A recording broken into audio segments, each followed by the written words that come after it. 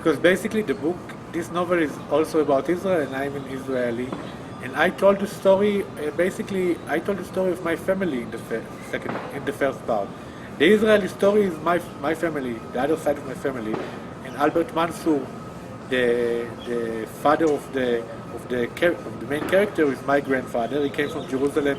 He came to Jerusalem from Yemen, from Aden in Yemen, and tried to make it in Jerusalem, and he was very unsuccessful because he didn't know anyone in all the power circles of Jerusalem.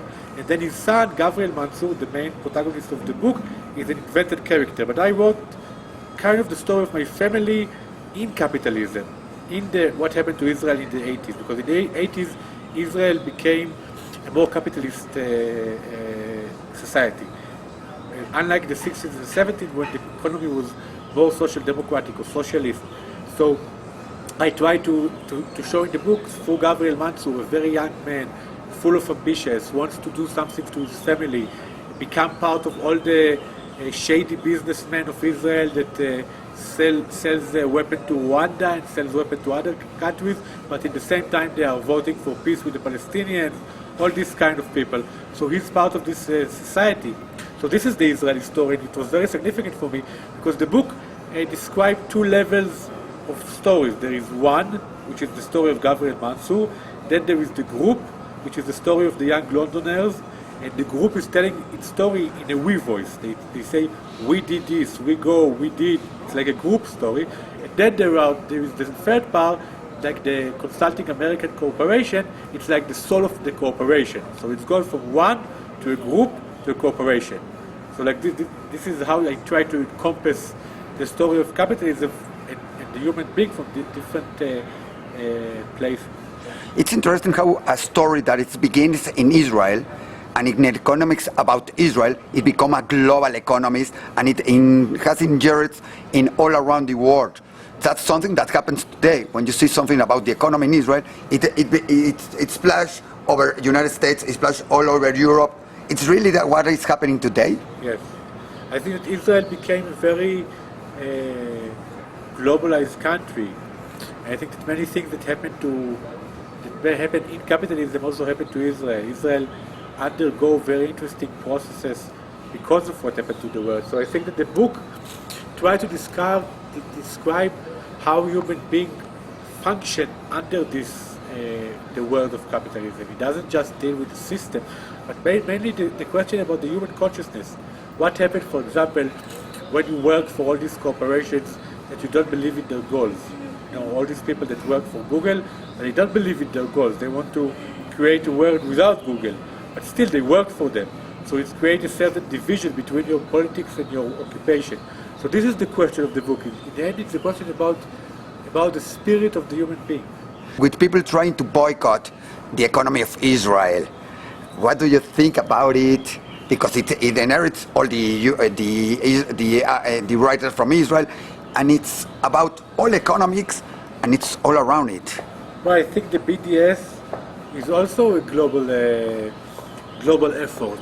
It's also something that you cannot really see without globalization. And I think that it's a very new phenomenon when it comes to Israel. When you try to pressure Israel through networks of people from different parts of the world that are against the occupation. And I think that Israel needs to address all these questions. And Israel also needs to think about how it can change its policy in order to create a better environment in Israel. You talk about policy. You come from a left-wing politics family in Israel.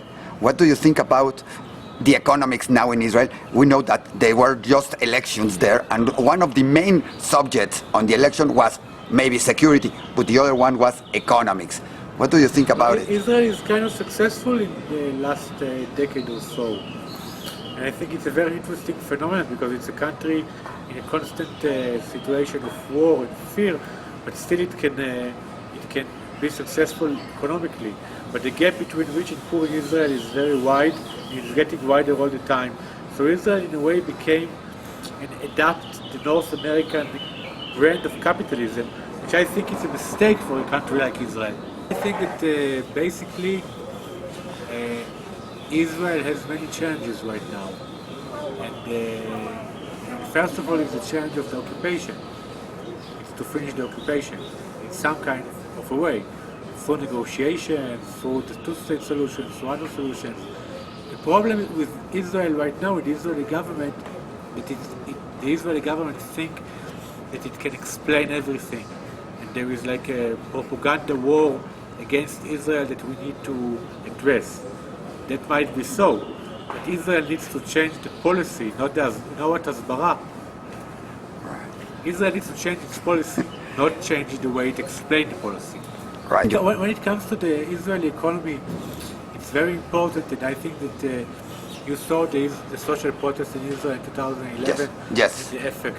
I think that It's an example of what your book talk about. That manifestation that changed the economy. It's very interesting. yes, but the Sombra del Mundo deals with young people all around the world, not necessarily in Israel, and it deals with common disillusionment and common disappointment from all the political process that we know. Because this is the question the book raises: why is the world stay the same all the time? What can we change in this world? Why do we feel that nothing we do has any impact?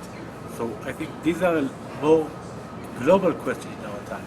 But the world changes. It's not the same that it was 40 years ago. Now with internet, with many things, now it's more global and everything. It's more capitalism, maybe less communist. But the world is changing. Yeah, of course it changes with technology and stuff, but I mean the economical policy. The economical policy doesn't change for a long, long time. I think now there are more richest people and more poor people. Yeah, but this is the same pattern that we saw since the 80s. Do you think we have to change it? Yes. You have to have another different way, maybe against socialism, maybe communism, or something. I don't know about the solution, but I think that right now we are in a position where 90% of the people doesn't gain anything from the current economy. And for what we see in your book, you think young people has the power to change it, because first you have a young man trying to survive in Israel, or trying to survive in an economy. You have young people working in an important firm law in Israel, in the United States and around the world, and you have young people trying to get against communism in London, and it spreads all around the world. It's young people the solution for this war. I don't know what they have to do. I only know what they did in my novel. What they did in your novel? So you can see what they did in the novel. This is the way I describe reality right now. But in your novel, they take arms on it, they take violence on it. Is that what you recommend? Or No, but you don't write a novel because you recommend something. You write a novel because this is how you see the situation right now, or you see the situation in the future. You don't necessarily support all the different groups in the novel. You just give your voice to different forces in the novel. Just to finish, how do you see in the next years Israel and the world economics and politics? How do you see it? I think that the phase that we saw the protest against capitalism came to a brick wall, because all around the world you saw the same pattern of protest. You saw that there were no serious results. And I think that now we are in a new phase of the 21st century, which is different than the 20th century. The 20th century was a century when we believe in political solutions, political movements. You go to protest, you go to volunteer in the party. I think the 21st century is different. It's more difficult to solve political arguments, more difficult to solve political debates. The violence, I think, will be more evident in the next 20 years. The violence as an opportunity, as a tool to change reality. I'm not saying it is a support of violence. I'm saying it as someone who wrote about the world and think about the future. I think that the disillusionment from the current global world is so huge, and all the methods that people used in order to change it totally failed. That right now we are in a new phase. Right. The beginning of a new phase. So we have to worry about what is the future with all that violence, with all that problem. Worry all the time.